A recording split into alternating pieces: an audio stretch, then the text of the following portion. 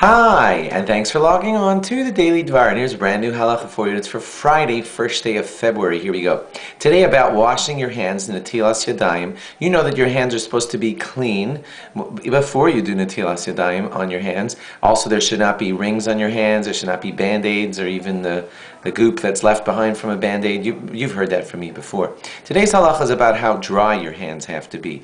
According to the Mishnah Brura, your hands do not have to be dry before you begin netilas yadayim. However, there's the famous stringent opinion of the Chazon Ish who says that your hands do need to be perfectly dry before you begin netilas yadayim. The Chazon Ish was so strict on this matter that he held that if your hands were wet before you began netilas yadayim, your washing is not even valid after the fact. In other words, if you did it, you'd still have to do it over. So most people are careful in deference to that opinion and do try to make certain that their hands are dried before they begin netilas yadayim.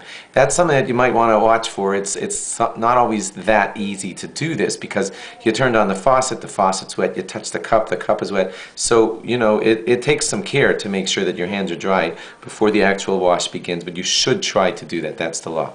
Now, secondly, what's the halacha if your hands are washed and they're still wet, they haven't been dried yet, and someone whose hands are dirty that have not just done netilas yadayim, they end up touching your hands? There is one opinion, the Shulchan Aruch Harav. He says that it doesn't matter, but most other opinions say that it matters. And they say that if your hands, while wet from netilas yadayim, were touched by someone else's hands who are unwashed, you would actually have to re-wash your hands. But they would all say that you re-wash your hands without a bracha, and that's because it's questionable. We don't want to make the bracha for nothing. So all we would do is say re-wash your hands, just this time don't make the bracha on them. Similarly, you should try to, if possible, that's why washing cups have two handles on them, so that your dirty hand doesn't touch your clean hand. That's what you should try to do when washing your hands, to make sure that each hand that becomes washed is not being in contact with the other hand that has not yet been washed. Yeah, that's why there's two handles on a washing cup. Thanks for logging on, and log on again after Shabbos for more. Bye-bye.